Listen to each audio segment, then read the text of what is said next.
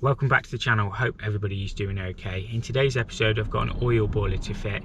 Now I've actually only got the morning on site today because I've got to be somewhere else this afternoon, but Aidan's going to give me a hand. The idea is we're going to get the boiler in positioned. They're quite heavy. It's an old Warmflow that's coming out. It's a heat slave or Combi, and it's a Worcester heat slave going in. I think we might have to move the flue across on this one as well, because the Warmflows are to the left I think from memory and the Worcesters are on the right, but we'll have a look when we get to site, and Aidan will do the flush in the afternoon and then I'll pop back in the morning to do the commission. So yeah, that's what the plan is anyway. We'll crack straight on with the video. Taking out this Warmflow boiler today. It's split on the heat exchanger. We're putting a Worcester in. The flue on the Worcester I think comes about here. So I don't know if I'm going to get it with 245s, and the pipes are all on the left hand side. This is like a Combi oil boiler, so we'll get a hose on this in a second. We'll make sure the power and the oil's isolated. We get some sheets down and get this drained, and yeah, we'll see what we can do. We're going to have to put a filter on this CalMag shock arrestor. It's already got external expansion vessel on it up there, so yeah, we'll see what we can do with it. I'll get the water knocked off on here. That's our cold in, so we'll open a hot tap to get rid of the pressure. And then we'll get a hose pipe on the bottom of this slave tank. I'm sure there's a drain off down there, and that'll drain the heat inside out of it. We're done. Burner's disconnected. That drain off tap is not working, as we didn't think it would. You can never understand why they don't put like a quarter-turn wash machine valve on the bottom of these. Make it a bit easier, want it to drain. All the crap sits in the bottom of it, and they never work. You can't even siphon them out. All that is, there's probably 40 litres of heating water inside there. So that the boiler heats that up and then passes it through the plate heat exchanger, because an oil boiler can't ramp up like a gas boiler can, so it has to store some heated water. Whereabouts is the 5 valve on this? Did it have a 5 valve on it? Yeah, it's just at the back here. Oh yeah. We're going to put a new one in anyway, but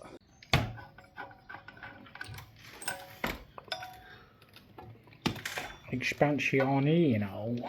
I don't know why I'm talking like that.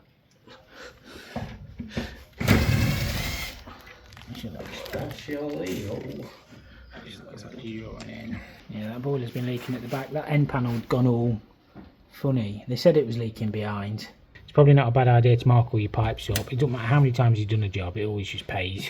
That's our cold, that's our hot. That one there is, what is that one? That's our return, and that's our flow. To be honest, the flow and return won't make an awful lot of difference because they're all bi-directional TRVs. Yeah, they've just looped that up for the secondary expansion vessel. That's why it looked a bit weird, but that one there is return, and that's PRV. I think that's drawing in on the heating. Probably take this off and it'll pop off and blow in my face, but no, should be right empty. Can disconnect the heating return. We're the only one. We need to get the mains off in a minute as well. We've got that shut there. We'll get everything disconnected, and then we'll see if this will slide forward. I think we've got the flue, should just pull off on that point there, I think. So, to be honest with you, getting these out, they are a heavy lump. I have took the slave tanks off them before when I've been on my own. That saves about 40 kilos. That one's dead. Lovely. Aidan's just got the cold mains off so we can actually disconnect. That one's cut off. So yeah, we're safe to isolate that now. There'll be a bit of pressure in it, but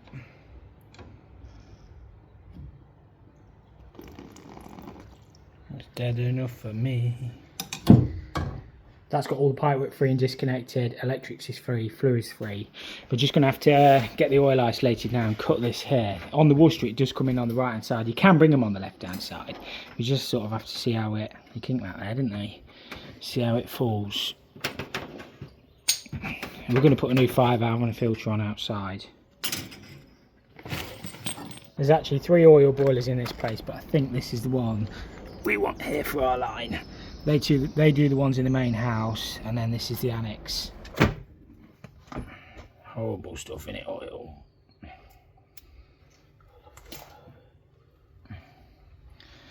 Oil is bonded, it's bonded there. To be fair, all the one's on the surface anyway, so I'm not even sure you have to bond it if it's on the surface. But anyway, it is. I bet the flue's not solid cemented in. plenty of movement on that. We've got to drag it across because we've got to get it past the elbow on the condense. I don't know how they got that in. They must have... Yeah, it's probably going to hit the terminal guard. Maybe. I might get it at that though, to be fair. Might just get it. That actually came out a lot easier than I was anticipating on this one. Condense already runs internal. There's a bathroom on the other side, it's all boxed in, so that must just go into the drain. So that is actually on the correct side for us. We need to get all this clean out. You see it's got mouldy underneath or something. It's got like calcium build-up on it, so we'll have a good clean up here. And when the new boiler should be here in about 20 minutes, so we're going to have to see if we can get this flue back through the hole. If not, we're going to have to move it across a bit and then jiggle the pipework, put the filter. I don't know. New boiler is slightly narrow, so we might be able to sneak it in. And then we'll have to put Combi shock arrestor. We might put them under that sink. And yeah, we'll get it sorted. Just going to get a valve on that cold, just temporary, because they've got a laundry room next door and they want the water back on. We might have to move it again. Well, we're probably going to have the water off anyway to get the Combi and the shock arrestor in. But just for the time being, we'll do that. And then I'll have a look, see what we're going to do with the rest of the pipework. It may pay to drill a new oil line through and bring it on the right hand side, and then we can go straight into the little valve on the boiler. It's just that flue worries me a little bit, but we'll be able to sort it. All in all, it's just another hole in the wall. We do have plenty of scope in here to be able to get the shock arrestor and the water conditioner probably in there. It's just we've not got a lot of space at the actual boiler. We're going to have to drill a new hole for this flue. We're not going to get it with 245s because the flue's going to be in the wall, the flue joint. So the only thing we could do, it's only a couple of bricks.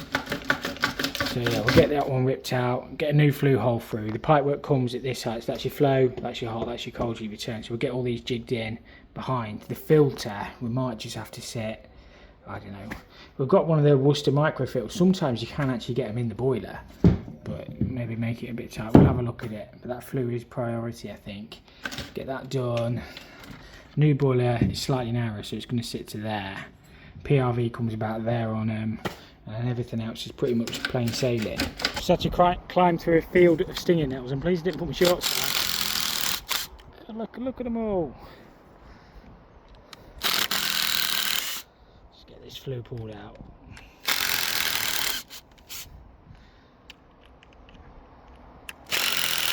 So far valve down there. So that flue disconnected. Might as well pull that one out as well. I mean, I've seen these filters, these mini ones, put inside the boiler. There is just enough space to get there, and you can still get to your valves. So that's our cold, that's our hot, that's our flow, that's our return. So that's what we're thinking of doing, mounting that in there. It's going to be a bit tight. We just need to get all this pipework set up. Aidan will probably do that while I get the new flue hole done. We're just going to have to cut that cold back off again because we're going to have to swing them all across. Aidan's marked out where he needs them. He's got a proper steel. Oh, look, way more accurate than I was doing. You know me, I'm a bit like close enough. So it's handy for like when you're measuring basins and stuff. It's not a bad idea actually.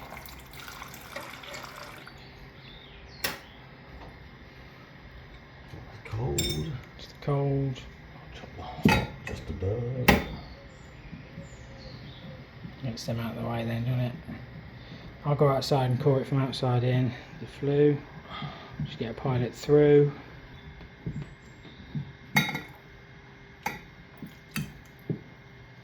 Lift cable there, we just have to move that to the side. We've got a batten there as well, which we'll have to cut out.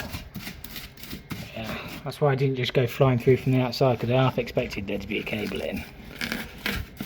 Aidan's been doing some plummy while I've been doing some corey. We're getting technical now. That's going to be our connection for our fill loop off our cold. We'll probably put a T in on that return there for the expansion vessel. So I've just got to bring flow and return across. And then I might even drill a new oil line through on this right hand side and then put a filter and a 5-valve outside. I might actually get on with that while Aidan's finishing off the plumbing. I'm putting a new 5 valve on this. What this does, it automatically cuts the oil off if the boiler gets too hot. So that's in the set position. If it pops out, that shuts it off. This is a 3 metre 95 degree one. Worcester do say it needs to be a minimum, I think it's 91 in the instruction. So yeah, this one is fine. The problem is with the heat slaves, they tend to run a little bit hotter on the tank. So if you put like a 65 degree 5 valve on, it can pop off. I'm not sure what the old one was. I actually thought I'd ordered a filter as well. You're supposed to put a secondary filter on these. I'll have to call back tomorrow. Well, we're not going to get done today anyway, because we've got all the flush and everything to do. So yeah, I can cut the 5 valve in. So that was only a 72 degree one, so that would have been no good for the new boiler anyway, but I always change them. So that's the 66 to 72, so that could have potentially nuisance stripped out. Oh, I've just been stung on my bum. Ow! Teach me if you have my trousers fall down, wouldn't it? Working in a nettle field, you're bound to get stung.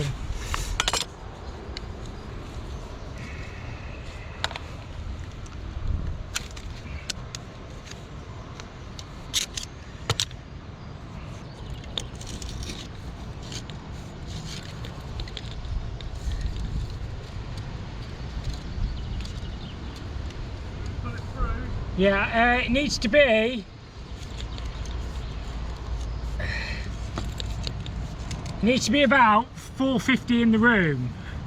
I can measure on the boiler exactly where the valve is, but if you did, it's basically the valve is about 100 mil from the front of the boiler, so 450, 500, we'll get on it. You always want to drill 2 separate holes through for your 5 valve and your oil line as well, because if that 5 valve ever went wrong, you can't pull that out without taking your oil line out. It's a right swine.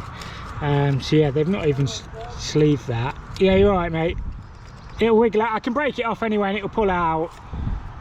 It's because it's got a bend on it.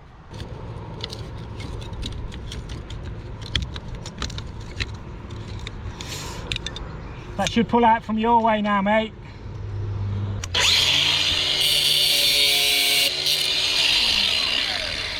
When you're joining oil line, you must use a little brass insert like that. What that does, when you tighten it up, it stops the pipe from, well, it stops the olive from crushing into the pipe. Because this is only soft copper, you can over tighten your fitting and crush it in, so that stops it. So yeah, I say most of the time you'll go to them and nobody ever bothered using them. But yeah, I think it is in the OFTEC regulations now, so you just have to pop one in. So these 5 valves do have an arrow on them indicating the direction of flow. If you was fitting an external boiler, you need to get a minimum of a metre away. Because the boiler's internal, you're supposed to fit them outside. There are certain places and certain times where if you physically can't get them outside, you can fit them next to the boiler. But the rules are, if you fit a new boiler, you're supposed to try and get them outside. And yeah, you're not really supposed to use JetBlue, but I've not had a leak on oil using JetBlue. I used to use Held-Tight, and everybody used to moan at me because they reckon you can't get my part again, so I just use a little bit of JetBlue. I've been doing it like that probably 2 years now, and I've not been back to one that I've had a leak. It's not specifically for oil, but it's certainly not caused any problems that I'm aware of. That's Aiden's beautiful pipework. That's not my so beautiful oil line. Yeah, we're getting there. Just bringing everything out in the right place. It should just be a case of sliding, boiler in. We've still got to have a look at the condense, bring that up and out. It's going okay. Don't judge the neatness. Well, no, it's just hard behind the boiler, isn't it? Trouble is, if you clip it, you want a little bit of movement on your pipe. You need a little bit of movement. You are. All day.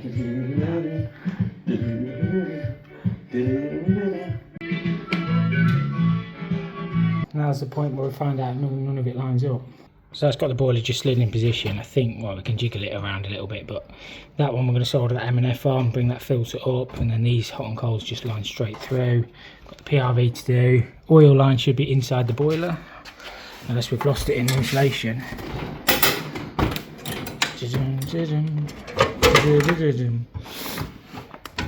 Just disconnect that snorkel. My oil is there, so that's perfect for us. Condense is in as well. So yeah, it's just got to get this connected in now, haven't we? Blow off. Blow off, yeah. You can normally, to be honest, the blow off's coming close to the edge of the flue on these. So you can always drill a hole from outside in. just send it through there. Probably that flue should be, we'll have to take that bracket off of the flue anyway on these. What is that for the vertical? You see, if you're going horizontal out the side, that's what that bracket's for, vertical, like you say. These pipework connections are always tight on these boilers. It doesn't matter how well you sort of first fix it, they're just tight. I mean, somebody might be answering in the comments, but I'm not sure if you can press onto them. I've always used compression or solder. I can't see any reason why you can't press onto it, but I'm probably just going to solder onto it like I normally do.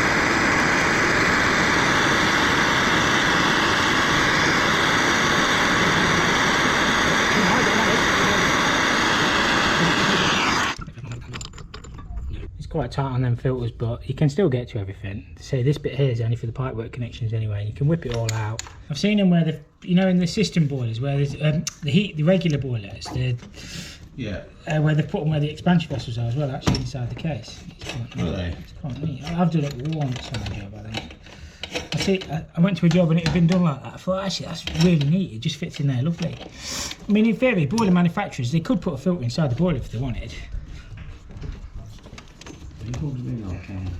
Talking to anybody who wants to listen. Okay, sorry. But they don't tend to do it, do they? Well, they don't inbuilt filter. I don't know why they don't put an inbuilt filter. They give you a filter for the guarantee, but they don't fit it, do they?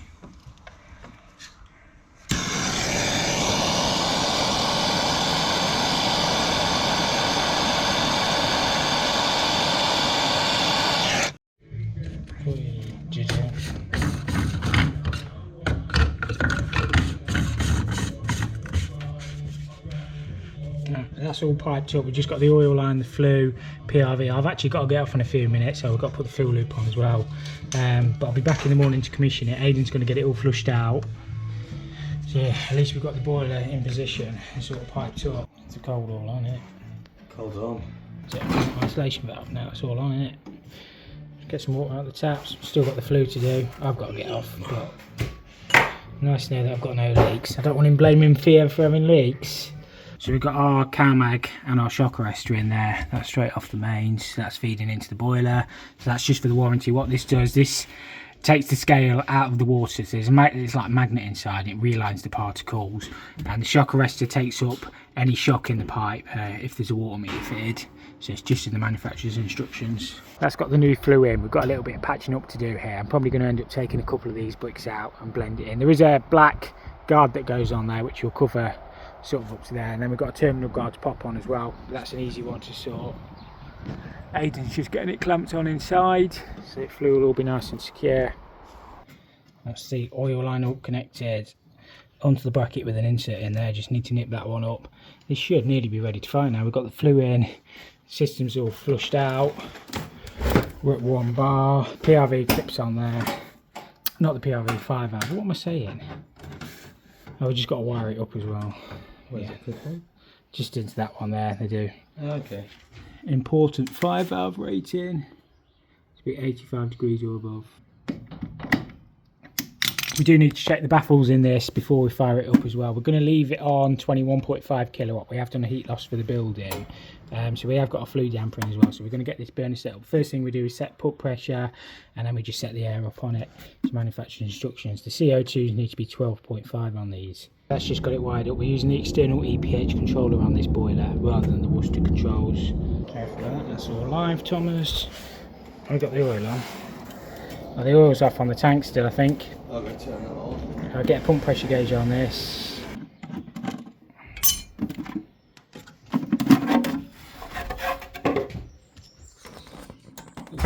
Smell it. Oil boilers always smell when you first fire them up. First thing you do is get your pump pressure gauge on. If your pump pressure is not set right, everything else will be wrong.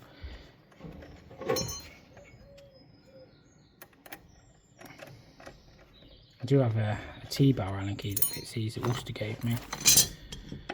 When you used to get freebies when you went on courses. You don't get freebies anymore. Switch her back on, mates. See what the pump pressure, I don't know what it should be on these. Pump pressure should be 128 psi.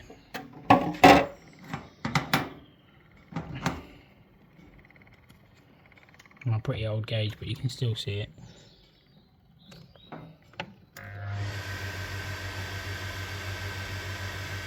Be around here. They normally come set on these, to be fair.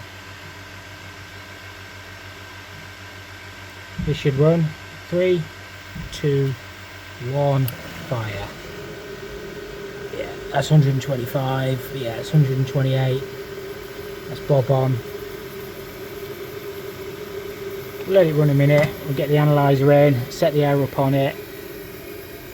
So I'm happy with that pump pressure, so we can take our gauge back out and now we can set the rest of the boiler up. If you wanted to adjust the pump pressure, there's a little screw there. What this boiler does is it heats this slave tank up first before it goes on to central heating mode, because then it passes that water through that plate heat exchanger. Because an oil boiler can't ramp up as quick as a gas boiler, it needs to store some heated water. So these do run fairly hot. I think this gets it up to about 80 degrees. So that's got the slave tank up to temperature. This will take a couple of minutes now to move across on central heating. It's moved across to central heating now. So it's fired back up. We'll get the analyzer in this now, make sure it's all burning nice and cleanly. So we know our pump pressure set. We need to get our CO2s to 12.5. I know some people are running a bit leaner than that, but we always go to manufacturer's instructions. So just let that stabilise. It won't be far off the way it is. Just kill the air a bit more. 11.4. Getting too much air at that. Years ago you just set them to 34% on the older ones, but CO2 wants to be a bit higher on the newer ones. Let's turn the air down a bit.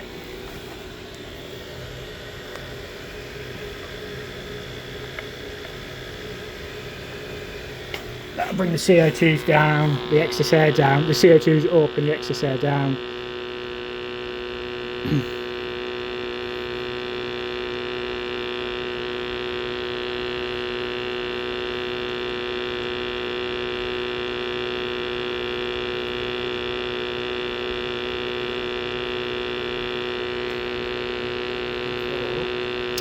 No, there's still a bit too much air.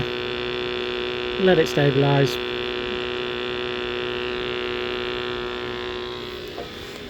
Give it a little.